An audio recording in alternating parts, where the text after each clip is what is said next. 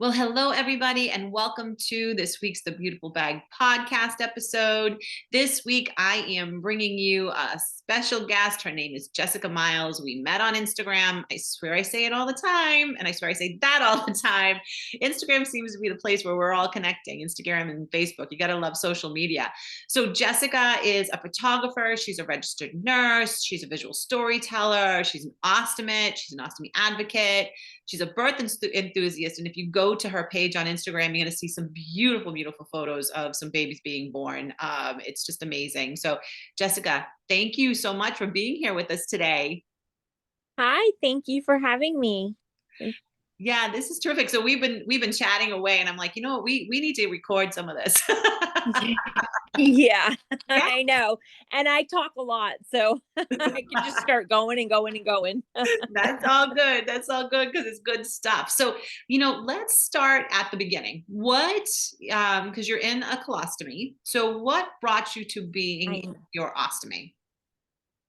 Okay, so kind of it was a long a long story and quite a process to get there. So in 2016 I was diagnosed through genetic testing. I had been having some symptoms of illness. I was misdiagnosed with multiple different things. And then finally, someone's like, let's send you to a geneticist. So I had genetic testing, and they originally thought I had a connective tissue disorder called Marfan's disease.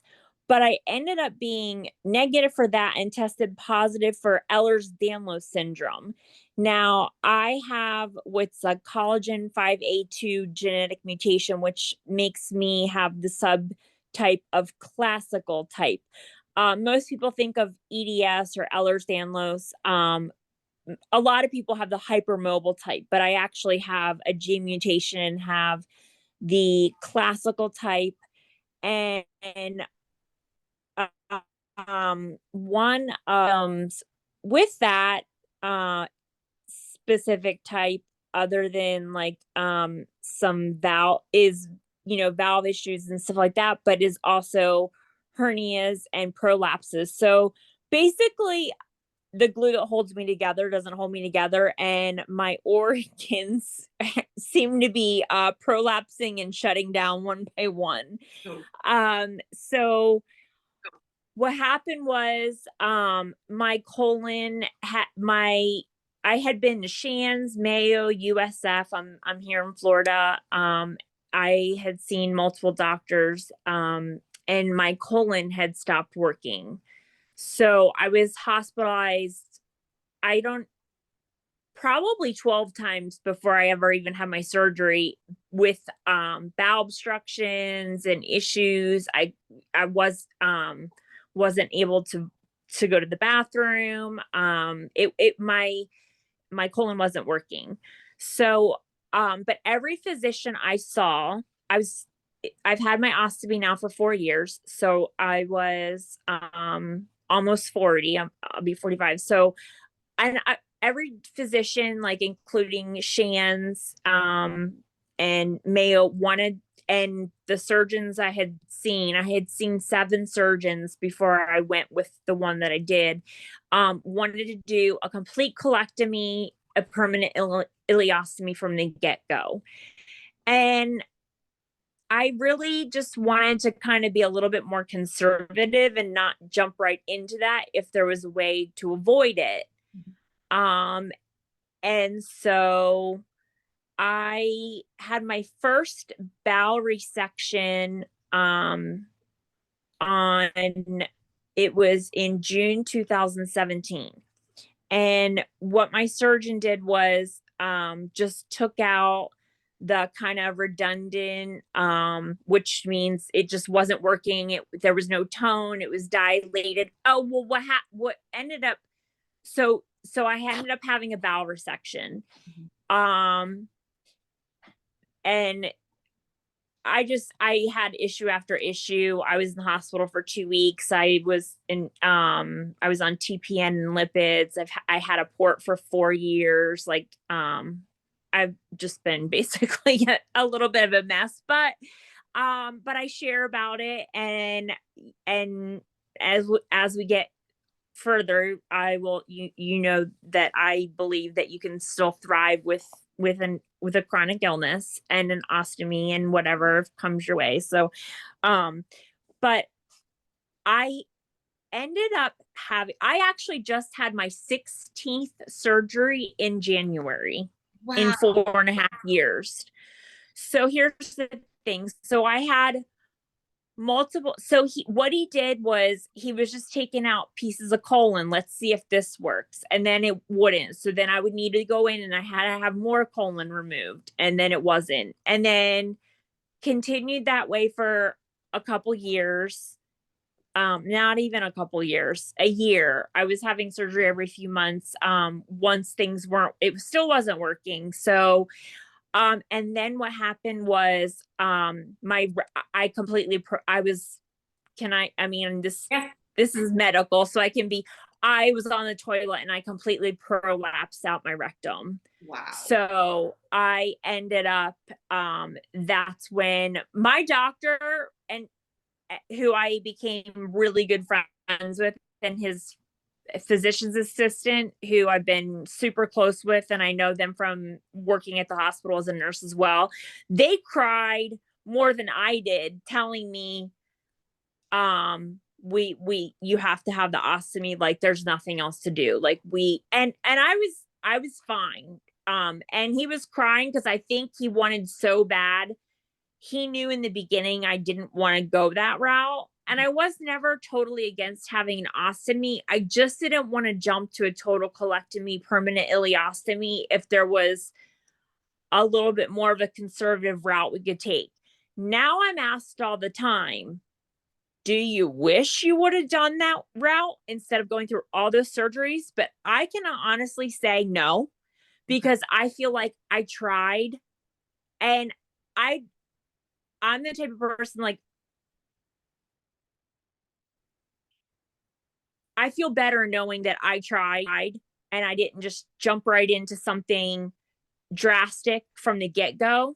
Mhm. Which I know with people with IBD, inflammatory bowel disease, don't have a choice, but I did. Like, I don't have inflammatory bowel disease. Mine, it was a functional disorder. Mine was, it didn't work. It was, and I'll never forget that first surgery. One of my best friends does my anesthesia, and he's like, they were like, I've never seen a colon so distended, so stretchy, so huge in my life. They said it was like a clown car. They kept pulling and pulling and pulling, Wow. because what had happened was, it was so stretched out from my connective tissue disorder, and I'm pointing to you because you can see me, but your guests can't. But your transverse colon goes across. Mhm. That was dropped. It was prolapsed all the way down into my rectum,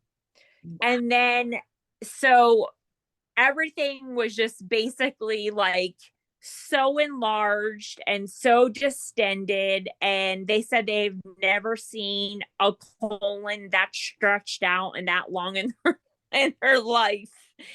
Um, so I did have my colostomy November 2018, but I've had many, many surgeries since then, because I do have a connective tissue disorder. I am now constantly having peristomal hernias. Mhm. So I've had multiple hernia repairs. Um, I also had a port. So some of those surgeries I also had to have my gallbladder stop working, my appendix needed to be removed. Like, I had other organs um that weren't functioning that had to be removed as well. So all 16 weren't just on my bowel.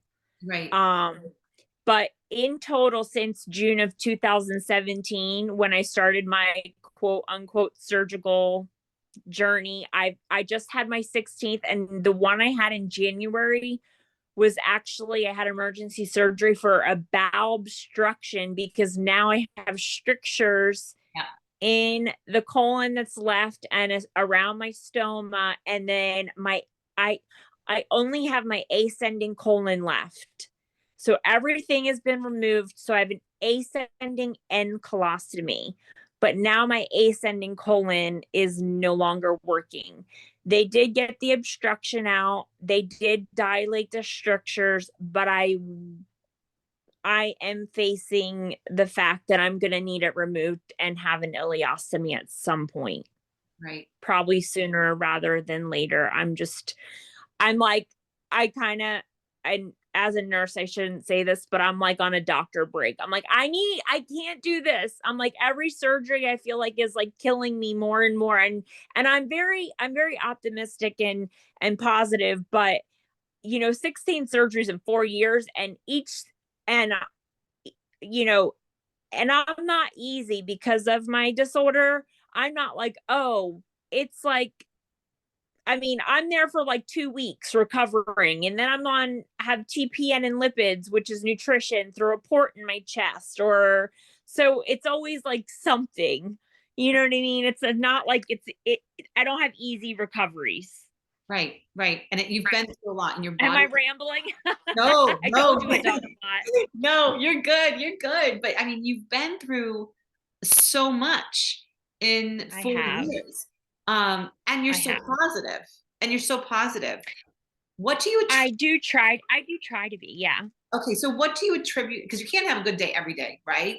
But what do Oh you no, oh no, and the thing is if you look at my Instagram, like you'll see, like I'm if I'm having a bad day, or I'm not, I mean, I don't, I I mean, I do in public fake it till I make it. I mean, I might feel horrible, and I do because of my my illness. I do have other issues like chronic pain, and I have like orthostatic autonomic dysfunction, um and other issues going on.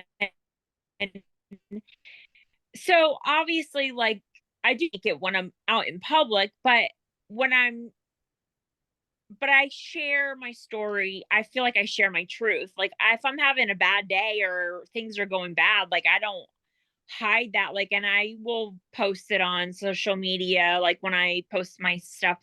Um, as far as what I attribute it to, I guess I feel like I don't have a choice. I mean, I can't, I don't, I choose, I mean, I'm not, I don't want to live in misery for the rest of my life. Like, I have to be. So, you know, and I don't know, should I keep talking, or are you going to ask? Because I was a registered nurse for 16. I still am. I'm a registered nurse. I am nationally certified in inpatient obstetrics for 16 years. I did labor and delivery, and I did some education as well. I've also done some ostomy education for my surgeon, on a volunteer basis. Like, I'd go see his patients that were having issues. That wasn't part of my career, but 3 years ago I had to resign. It just got to the point where I was hooked up to ports and IVs and nutrition, and I was passing out because of blood pressure and heart rate issues. And um I I felt like I couldn't, even though the hospital, like, it sounds silly, but those those people, the people I work with, are my family. They've been for 16 years. They've been through me. They were there in January and took care of me when I was there, and they all come and stay with me or take care of me and help me and advocate for me, if I can't advocate for myself, which I'm huge on advocacy and I do, but sometimes when you're drugged up or unconscious, you need someone there for you. exactly? um and they're medical people. My whole family's in the medical field, so they help me as well. And um you know now I forget what I was saying. Are you gonna It's all good. It's all good. oh, so I left nursing. So I got to the point where So if I was like, it was like, oh, you need surgery, and oh, you'll be back to, but then I'd end up in the hospital for 2 weeks. I couldn't keep doing that as an employee. I couldn't keep taking off and taking leave, even though they were letting me, and they were, I had gotten to the point where I worked per diem, which is PRN. So I worked my own schedule. And I mean, to this day, I have the option to go back whenever I want to. And I do go back a lot, which I'll bring that up in a minute. But I, I just felt like it wasn't fair for me to constantly be sick and out of work when and I couldn't physically do those hours anymore as much as I was doing. That said, 10 years ago, I've always been into photography, and 10 years ago, I my sister asked me to photograph the birth of my niece.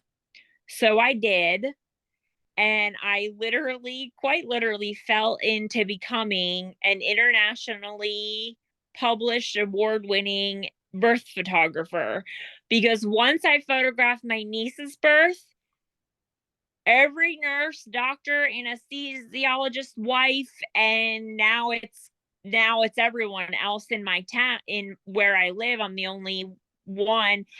I became a birth photographer. Mhm. So I now photograph births where I worked as a registered nurse for 16 years. But they also, the OBs in the hospital refer me to their patients now. And I'm allowed in the OR because I was a nurse there for so long. Right. So now I get to mix my two passions, which is obstetrics and photography, and I do it together. But the good thing is I do it.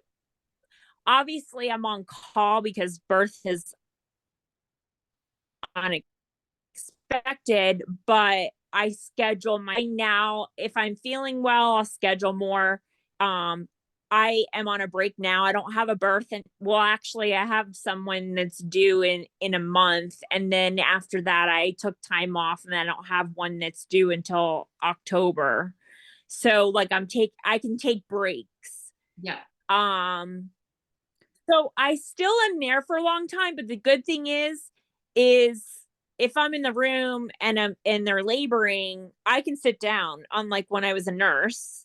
Right. And or I'm in the OR doing a cesarean section, which I'm there only for a couple hours because the C-section is like super quick. So Right. um so yeah, so now I still obviously keep my license current. I haven't worked as a registered nurse um at the hospital, even though I will see patients on a voluntary basis if asked to go help them with ostomy care um at their home, and that's through my surgeon.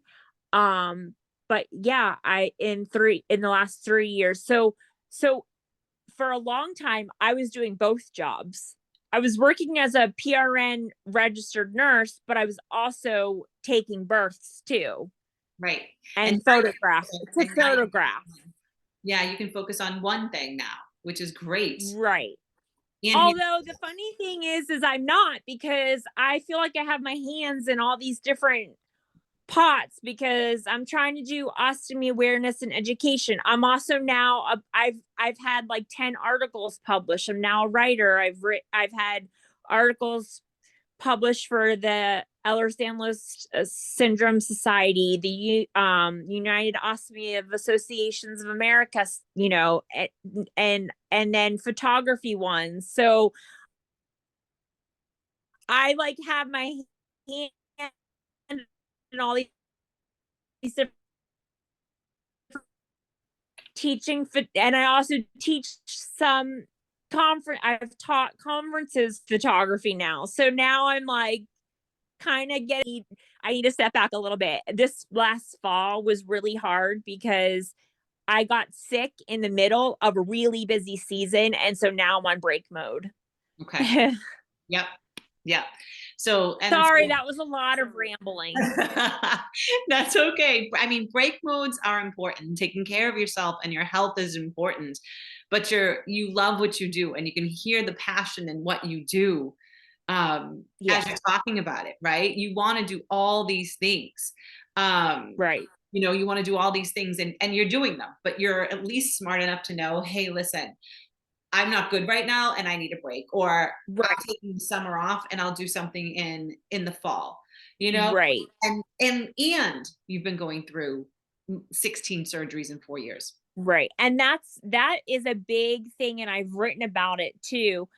I now I can read my body really well now, and now I've learned to balance.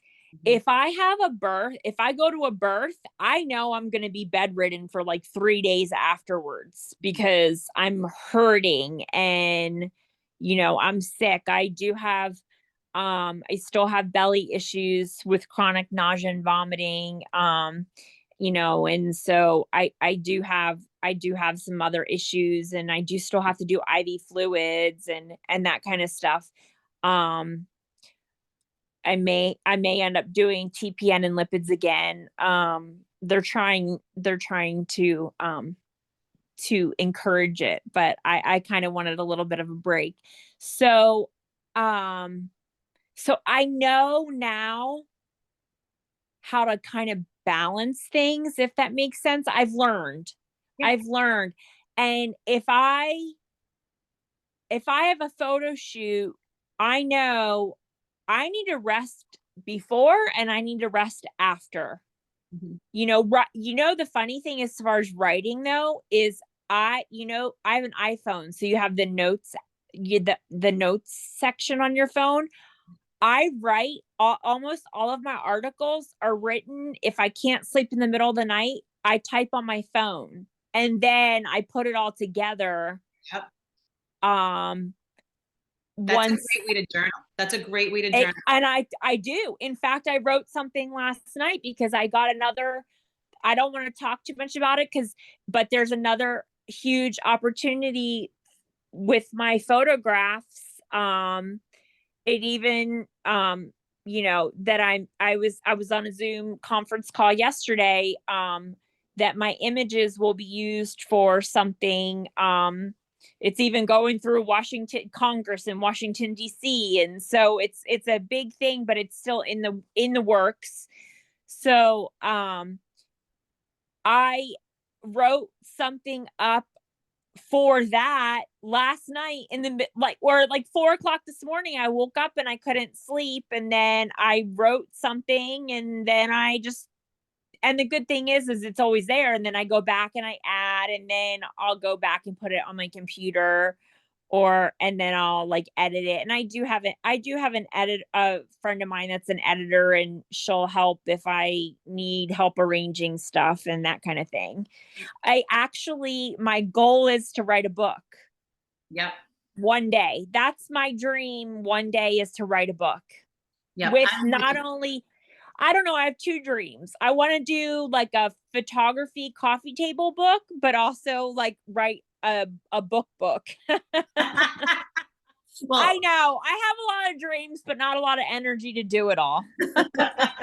well, one thing at a time. And like you said, Yes. you're learning that. So you had asked me how I stay positive. So when in 2017, through Instagram, I was asked to join like a self-portrait photography group. And I was like, I always kind of figured, oh, like it's selfies, but it's so much more. And now I'm also published for my self-portrait work, and I do share my ostomy, but if you were to read my artist statement or like in galleries, the stuff that is hanging is my birth work and then my self-portraiture. So it's cathartic. Yeah. So it's allowed me to see my progress, but also my setbacks. Mhm. So I started documenting my health, but then it became into, okay, well, now I want to do creative work and creative sessions and it is of myself. I mean, I do self-portrait photography, which so now those are kind of the two things that I kind of quote unquote specialize in, is birth photography, and then and I am a self-portrait artist too, and I've written about therapy. I've written articles on therapeutic photography and the point of it, and how it's like kind of like you said, journaling, which I like to write. I don't journal so much about how I'm feeling. I'm more of a, I want to take a picture of how I'm feeling. Mhm. Mhm. Or I will be like, oh, there's this really cool, creative, funky thing that I want to do. Like, like that. And then I'll take that. And that to me is my therapy, or, you know what I mean? Yep. And that's so unique. That's so unique from what other people do, right? And you probably will connect with a few of our listeners, because a lot of people will journal, or they just deal with it in their head, right? And they don't Yeah. get it out. And yours is more creative photography. Right. People that will draw, just getting that out, expressing how you're feeling on the inside out, Right. which is And I amazing. probably do need, like, I tend to go, since January, I call it my recluse. I've been in like a reclusive mode. Like, we're talking right now, you can see me. I'm in my bed. Like, I did get in a bit of a funk, and I probably do need to let it out verbally more. Mhm. Like, talk about it more. And it's not that I'm trying to hide it. I just tend to go in reclusive mode. Like, it's like that. I don't want to see anyone. I don't want to talk to anybody. I don't want to do anything mode. But that I know is not a good spot, but I'm not always in that spot. But I think everybody goes, I mean, life is ebbs and flows and ups and downs. I mean, it's reality. It is, and everybody goes through that, right? And the good part is, you allow yourself to have those feelings. You allow Mhm. yourself those moments when you need them, right? We're allowed to have that, where we've got to grieve some things, we've got to feel some Right. things, but you don't Absolutely. stuck in that. You Right. stay there. You say, okay, I'm allowing myself to have these feelings. I'm allowing myself to do this and go through this moment. Now let me out. Let me out. And you do it through your photography, or writing in the Mhm. middle of the night, or all the other things that you do. You're like, okay, let me express it in a way that I know. Right. Yeah. Yeah. I have had family members have to kind of pull me out. They're like lately, just because I have been through going through a sick period, and they're like, "Okay, Jess, like, it's, you need to get up, start living again." Like, you know. So I am very blessed to have a great support system of family and friends, and people that aren't afraid to tell me, like, okay, you need to, like, you know get out of this funk, or do whatever you need to do. And and I did talk to my doctor about it, and that kind of stuff. So um I'm positive and optimistic, and I do, in a lot of my writing, I do think that you can definitely thrive and live a happy life with a chronic illness. But as I said, there's always going to be ups and downs. When you feel you don't feel so good a lot of the time, I mean, that's obviously going to happen. Right. You don't have the time. I mean, it's almost like when you don't sleep, no sleep Right. for night after night after night after night, you just can't function, right? It leads to so Right. many other things. And having a chronic illness is the same thing. It's like, when you don't feel good, how long can that go on?